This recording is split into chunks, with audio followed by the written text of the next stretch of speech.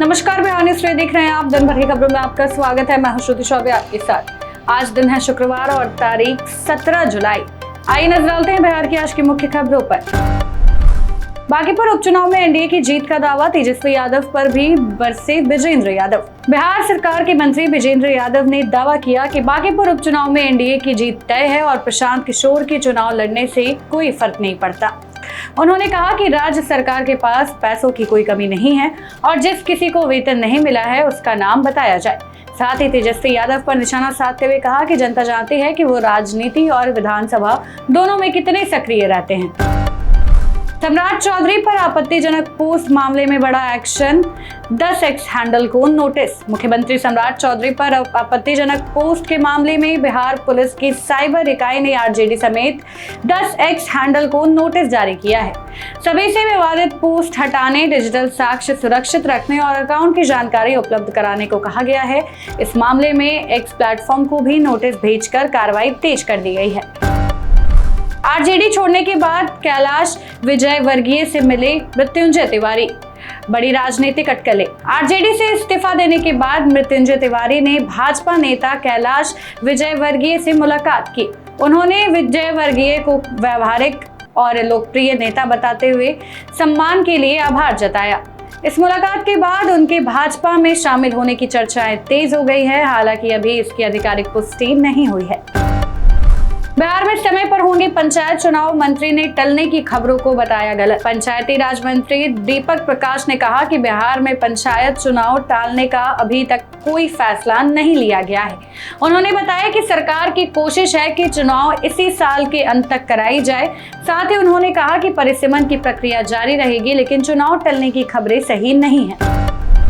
मृत्युंजय तिवारी से मिले अब्दुल बारी सिद्दीकी, लालू राबड़ी से मिलने की दी सलाह। आरजेडी से इस्तीफा देने के बाद मृत्युंजय तिवारी ने वरिष्ठ नेता अब्दुल बारी सिद्दीकी से मुलाकात की। सिद्दीकी ने उन्हें लालू प्रसाद यादव और राबड़ी देवी से मिलकर अपनी बात रखने की सलाह दी है। वहीं मृत्युंजय तिवारी ने कहा है कि पार्टी में सम्मान और सुनवाई नहीं मिलने के कारण उन्होंने इस्तीफा दिया है। आनंद मोहन की रिहाई पर सुप्रीम कोर्ट सख्त, बिहार सरकार से मांगा जवाब। आनंद मोहन की रिहाई के मामले में सुप्रीम कोर्ट ने बिहार सरकार से कड़े सवाल पूछते हुए रिहाई का आधार स्पष्ट करने को कहा है। कोर्ट ने जी कृष्णया हत्याकांड का जिक्र करते हुए रिमिशन प्रक्रिया पर भी नाराजगी जताई है। सभी पक्षों की दलीलें सुनने के बाद सुप्रीम कोर्ट ने अपना फैसला सुरक्षित रख लिया है।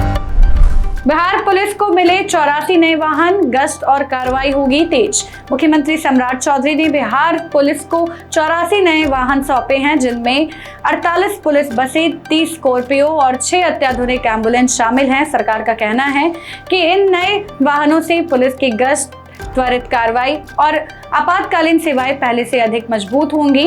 ये कदम बिहार पुलिस के आधुनिकीकरण की दिशा में बहुत महत्वपूर्ण पहल माना जा रहा है। बिहार में पोस्ट मैट्रिक छात्रवृत्ति के आवेदन शुरू, पात्र छात्र जल्द करें आवेदन। बिहार सरकार ने पोस्ट मैट्रिक स्कॉलरशिप 2026-27 के लिए ऑनलाइन आवेदन शुरू कर दिए हैं। SC, ST, BC और EBC वर्ग के छात्र संबंधित पोर्टल पर जाकर आवेदन कर सकते हैं। सरकार ने छात्रों से अपील की है कि सभी जरूरी दस्तावेज तैयार कर अंतिम तारीख का इंतजार किए बिना समय पर आवेदन प्रक्रिया पूरी कर ले। पटना यूनिवर्सिटी ने बढ़ाई पीजी आवेदन की तारीख, छात्रों को मिला एक और मौका। पटना यूनिवर्सिटी ने पीजी एडमिशन 2026 के लिए आवेदन की अंतिम तारीख बढ़ाकर 20 जुलाई कर दी है। वहीं यूजी सेल्फ फाइनेंस की दूसरी मेरिट लिस्ट भी जारी हो गई है और यूजी रेगुलर में खाली सीटों पर 20 से 21 जुलाई को स्पॉट एडमिशन होगा। साथ ही पीजी वोकेशनल कोर्सेज की प्रवेश परीक्षा 27 से 29 जुलाई के बीच आयोजित की जाएगी। 28 जुलाई से शुरू होगा श्रावणी मेला, 25 जुलाई तक सभी तैयारियां पूरी करने के निर्देश। भागलपुर के सुल्तानगंज में जिला पदाधिकारी ने श्रावणी मेला की तैयारियां का जायजा लिया। उन्होंने सभी विभागों को 25 जुलाई तक मेला से जुड़े सभी कार्य पूरे करने का निर्देश दिया है। 28 जुलाई को विश्व प्रसिद्ध श्रावणी मेला का उद्घाटन किया जाएगा। नवादा के आयुष ने बढ़ाया बिहार का मान, नीट यूजी में पूरे देश में चौथा स्थान। बिहार के नवादा के रहने वाले आयुष भलोटिया ने नीट यूजी 2026 परीक्षा में पूरे देश में चौथा रैंक हासिल कर बड़ी सफलता पाई है। रिजल्ट आने के बाद परिवार और पूरे जिले में खुशी का माहौल है। आयुष की इस उपलब्धि से साबित होता है कि कोई छोटे शहर के छात्र भी अपनी मेहनत से देश भर में पहचान बना सकता है।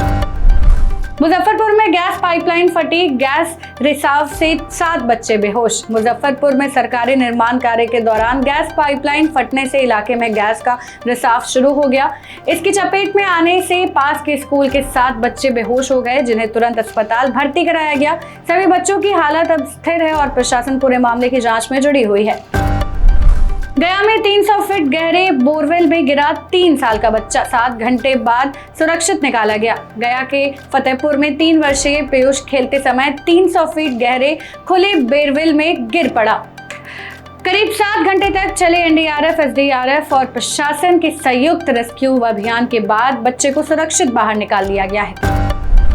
दरभंगा में फिर लूट के बाद बच्चे के बाल काटे, 8 दिन में दूसरी वारदात से दहशत। दरभंगा के बहादुरपुर थाना क्षेत्र के दरहार गांव में बदमाशों ने शिक्षक दंपति के घर में घुसकर लूटपाट की और जाते समय सो रही नाबालिग बच्ची के बाल काट दिए।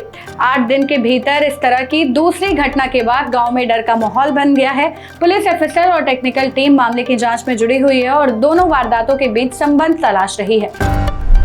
बिहार में मौसम के 2 रंग, कहीं उमस तो कहीं भारी बारिश का अलर्ट। बिहार में मौसम का अलग अलग असर देखने को मिल रहा है। पटना समेत कई जिलों में उमस भरी गर्मी बनी हुई है, जबकि उत्तर बिहार के कई इलाकों में बारिश से मौसम सुहाना है।